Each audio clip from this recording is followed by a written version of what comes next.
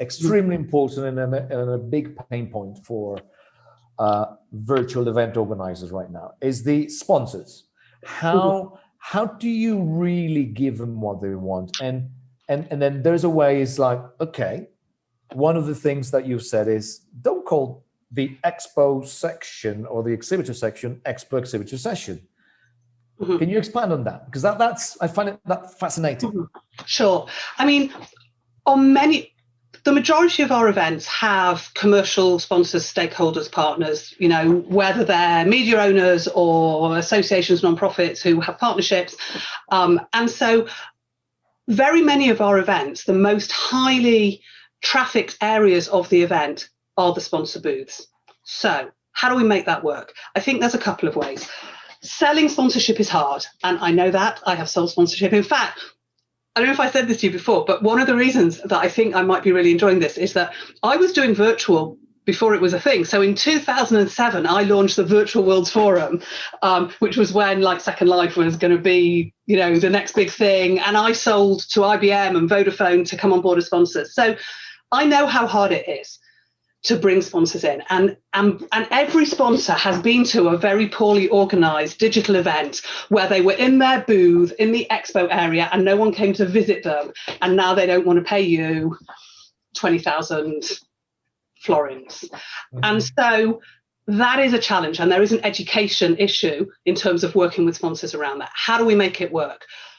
First of all, we think that the sponsorship sell, for those of us who had more of a commodity sell, do you want the silver for 20k or the bronze for 10?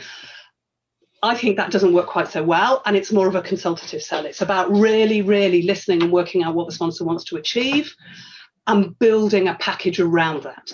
Then you want to, and there's another thing, which is many people don't want to have their sponsors on the main stage. And I get that, nearly every event I work on, there is editorial integrity around the quality of the content, and you don't want sponsor or vendor sales pitches necessarily on that main stage. Having said that, that main stage thing is completely different with a digital event. So you can have your schedule and you might have your sponsor speaking from their booth or speaking from their and a round table and doing a session that you've curated with them to make sure it's not a sales pitch. And that can show on the front page in the schedule. So it has as much visibility as whether it was on the main stage or not. And on many of the platforms, by being, somewhere that's not the main stage, you can get really great analytics about who's there. So they can have great content conversations with a direct group of people, well managed. If you've got somebody leading a workshop round table and then one of their colleagues is in the chat saying, oh, Sally, really interesting question, can I answer that for you? So it's about creating a suite of experiences for those sponsors. To your point about, should you call it the expo area? No.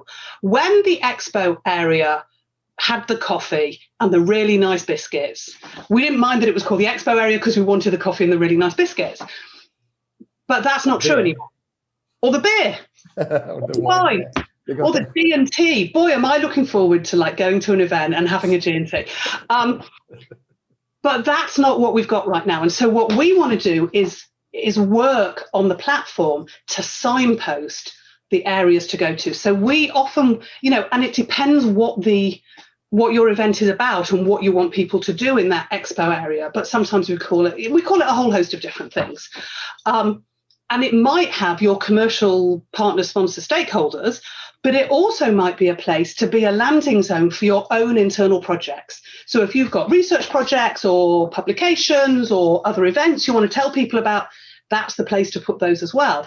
And then to be constant, and then also working really hard to onboard your sponsors and coach them around what sort of content to create and what to put in their booth, and to coach them about how to engage with the content.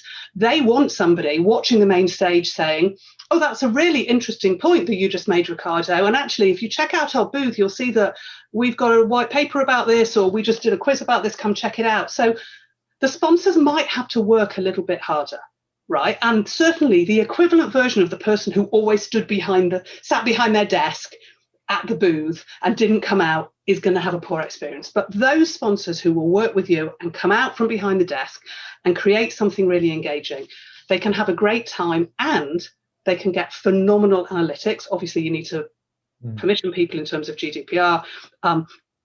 I saw that Ashley and Creo have put together a great paper around the GDPR element of sharing data with sponsors, which is really worth taking a look at. So providing you've done that, if you create really engaging co-create engaging sponsor activities, they can get phenomenal permissioned data ready to go. And I think the key aspect with the sponsors, how to give sponsors what they want, is very clear.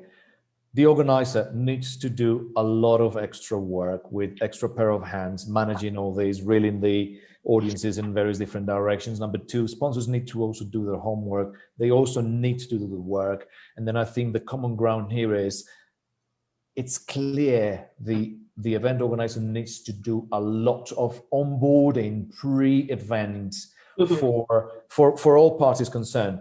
Moderators, how are you going to bring it alive, doing the script, doing all these things that are extremely important, but also everyone needs to contribute.